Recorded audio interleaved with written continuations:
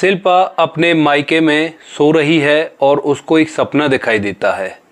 सपने में वह देखती है कि उसका जो पति है वो रेगिस्तान में भटक चुका है और उसे बहुत ज़ोर से प्यास लगी है।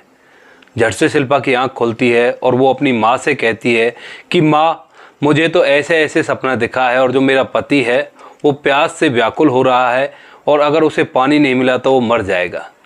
तो यहाँ पर शिल्पा की माँ कहती है कि काश ऐसा ही हो बेटी, फिर इसके बाद हम तुम्हारी दूसरी शादी करा देंगे और इस बार अच्छे लड़के से तुम्हारी शादी कराएंगे। इस बात को सुनने के बाद शिल्पा परेशान हो जाती है और वहाँ से भागकर अपने ससुराल आ जाती है। आखिर क्या कहानी है जो उसकी माँ ने इस तरह से कहा, पूरी सच्चाई जानने के लिए वीडियो को अंत तक जरूर देखें। नमस्कार दोस्तों, मेरा नाम है जीतू सौरौत और आप लोग देख रहे हो ब्रेन डिमांड चैनल। वीडियो को ज़्यादा से ज़्यादा शेयर करें और पेज को फॉलो करना ना भूलें। दरअसल ये कहानी है बिहार के गोंडा ज़िले की। बिहार के गोंडा ज़िले में एक सम्राट नाम का लड़का रहा करता है, जिसके घर में उसकी माँ और उसके पिता हैं। मिडिल क्लास फैमिली है तो पैसों की कोई तंगी नहीं है, तो अच्छे से वक्त उनका बीत रहा होता है। जो सम्राट है वो अपनी उच्च पढ़ाई करने के लिए बनारस यूनिवर्सिटी में एडमिशन लेता है और वहाँ पर जाकर अपनी एमए की पढ़ाई करने लगता है। दोस्तों, वहाँ पर वो पढ़ाई करता है तो उसके साथ में एक लड़की होती है जिसका नाम होता है शिल्पा। शिल्पा एक करोड़पति फैमिली से बिलोंग करती है, अच्छे ठाट बाट हैं, गाड़ी में यूनिवर्सिटी आया करती है और वहाँ पे पढ़ा करती है। सम्राट और शिल्पा दोनों एक ही क्लास में पढ़ा करते हैं, तो दोनों में आपस में बातचीत होती हैं, तो एक साथ वो पढ़ते हैं, एक साथ उठते बैठते हैं, एक साथ कैंटीन में खाना खाया करते हैं, तो वहाँ पर उन दोनों की अच्छी दोस्ती हो जाती है। लेकिन यहाँ पे जो सम्राट था उसका स्वभाव बहुत ही अच्छा था और बहुत ही ज़्यादा वो ईमानदार था। उसको देखने के बाद जो शिल्पा होती है वो उस पर पूरी तरह से फिदा हो जाती है और मन ही मन उसको अपना समझने लगती है। यहाँ पर जो सम्राट होता है कहीं ना कहीं तक उसको भी शिल्पा अच्छी लगने लगती है, लेकिन वो अपने प्यार का इजहार कोई भी नहीं कर पाता एक दूसरे से, क्योंकि वहाँ पे जो सम्राट था वो मिडिल क्लास फैमिली से था और जो लड़की शिल्पा थी वो करोड़पति फैमिली से थी। तो इस वजह से जो सम्राट है वो अपने प्यार का इजहार नहीं करता है। इसी तरह से दिन बीतते रहते हैं। अचानक से एक दिन क्या होता है, जो सम्राट है उसके पिताजी की तबीयत खराब हो जाती है।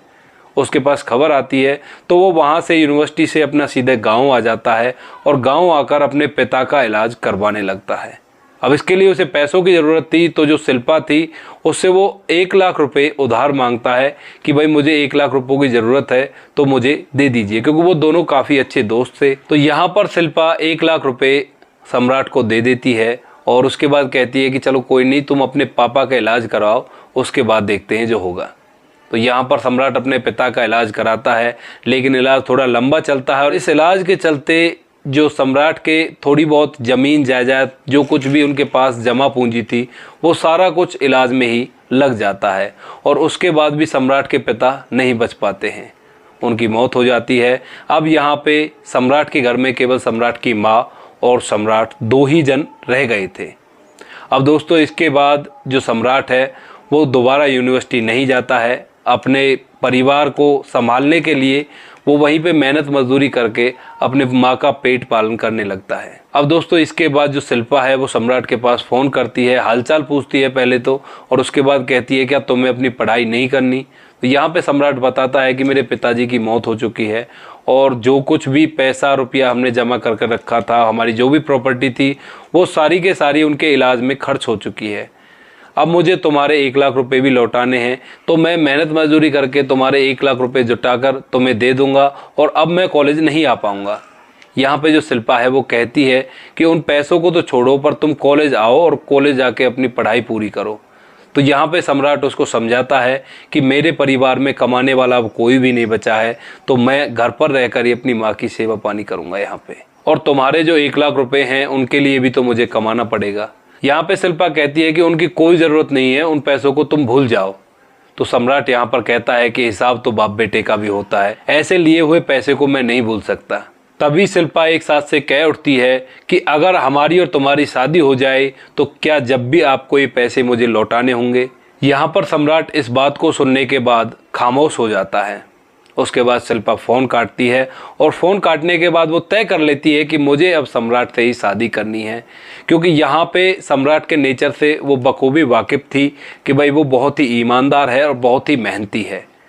तो वह अपने माता पिता से बात करती है, उनसे कहती है कि यूनिवर्सिटी में मेरे साथ एक लड़का पढ़ा करता है और मैं उससे प्यार करती हूँ और उसी से शादी करना चाहती हूँ।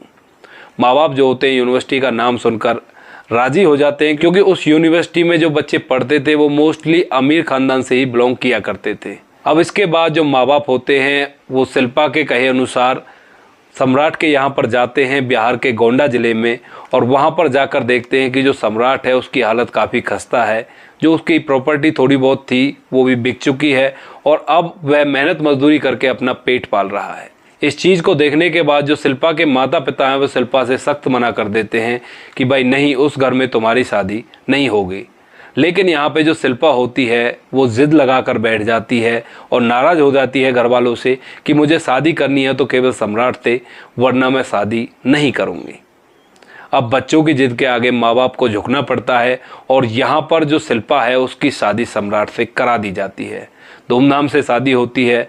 शिल्पा सम्राट के घर जाती है दुल्हन बनकर और उसे उसके सपनों का राजकुमार मिल चुका था।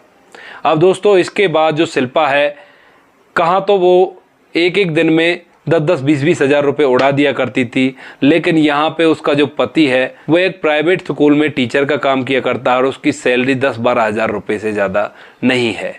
अब 10-12 हज़ार रुपये में उसे पूरे घर का खर्चा चलाना पड़ता है 1 महीने का, और वह यहाँ पे बहुत ही ज़्यादा मेहनत करती है।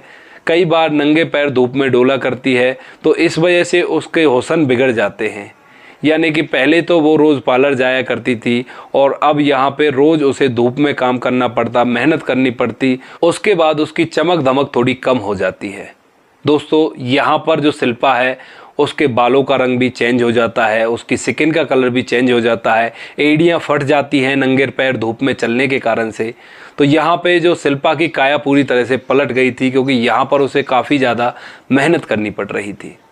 अब ऐसे ही करते करते एक दिन जो शिल्पा की माँ है वो शिल्पा से मिलने के लिए उसके घर आती है और आकर देखती है कि उसकी बेटी का रूप पूरा के पूरा बदल गया है।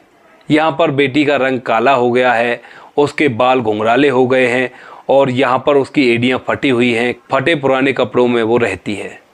तो इसको देखने के बाद जो शिल्पा की माँ है वो काफ़ी ज़्यादा गर्म होती है और शिल्पा के पति सम्राट को और उसकी माँ को खूब खरी खोटी सुनाने लगती है।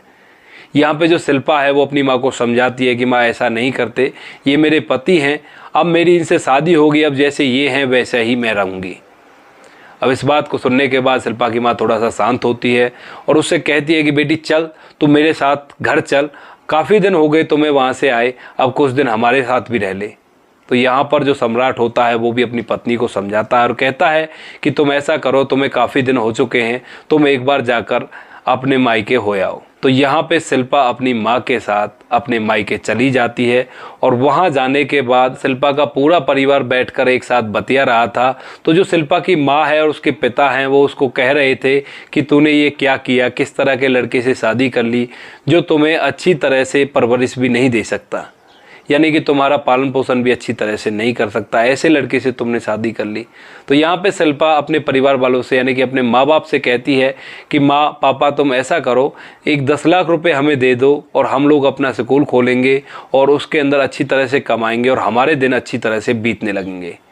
तो यहाँ पर जब फैमिली मीटिंग होती है तो वहाँ पर जो शिल्पा के माँ बाप हैं वो इस चीज़ के लिए एग्री हो जाते हैं कि भाई हाँ, तुम जब जाओगी तो 10 लाख रुपये अपने साथ ले जाना। अब इसके बाद ऐसे ही एक दिन शिल्पा अपने मायके में सोई हुई थी और उसे एक सपना आता है कि जो उसका पति है सम्राट वो रेगिस्तान में कहीं भटक गया है और प्यास से पूरी तरह से व्याकुल है और अगर उसे पानी नहीं मिला तो उसकी मौत हो जाएगी। ऐसा सपना देखने के बाद शिल्पा झट से खड़ी होती है और साथ में उसकी माँ सोई हुई थी तो अपनी माँ को जगाती है और पूरा के पूरा सपना उसको बताती है कि माँ, मैंने तो इस तरह का सपना देखा है कि मेरे जो पति हैं वो रेगिस्तान में प्यास के लिए व्याकुल हैं और वो भटक गए हैं, अगर उन्हें पानी नहीं मिला तो वो मर जाएंगे।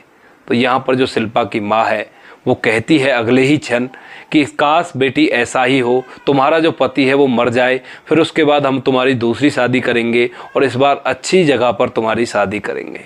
इस बात को सुनने के बाद शिल्पा गर्म हो जाती है और अपनी माँ को खरी खोटी सुनाने लगती है। उसे कहती है कि मेरा पति जैसा भी है वो मेरा पति है, तुम्हारे लिए चाहे वो कुछ भी मायने नहीं रखता हो, मेरे लिए वो बहुत कुछ है।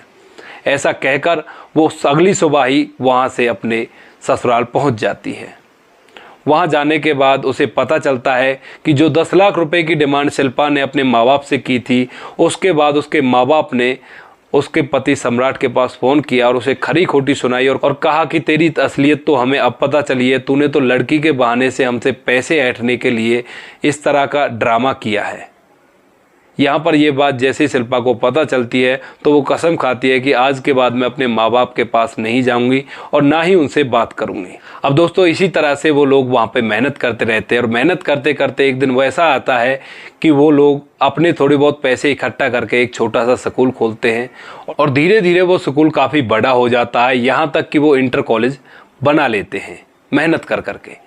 अब जैसे ही वो इंटर कॉलेज बना लेते हैं तो उनकी आमदनी भी अच्छी होने लगती है, अच्छा खासा पैसा होता है। अब यहाँ पे जो शिल्पा के माँ बाप हैं वो अपने आप को कोसते हैं कि हमने ऐसा इस बेटी के साथ क्यों किया, क्योंकि यहाँ पे अब शिल्पा का भाग्य बदल चुका था और जो उसके माँ बाप थे वो इस चीज़ को लेकर अब पछता रहे थे कि भाई हमारा जो दामाद था वो हीरा था, उसने इतनी मेहनत की कि बिना किसी सहारे के उसने अपना इतना बड़ा स्कूल और कॉलेज तैयार कर लिया। तो दोस्तों ये थी आज की कहानी, आप लोगों को कैसी लगी? यहाँ पे इस लड़की ने सच्चा प्रेम किया और सच्चे प्रेम में इतनी ताकत होती है कि उसे फर्श से अर्थ तक पहुँचा दिया। तो आपको कहानी जैसी भी लगी हो कमेंट सेक्शन में बता देना। बाकी दोस्तों वीडियो अच्छी लगी तो वीडियो को लाइक और शेयर जरूर करें। मिलते हैं किसी नेक्स्ट वीडियो में नए टॉपिक के साथ, तब तक के लिए जय हिंद, जय भारत, जय हिंदुस्तान।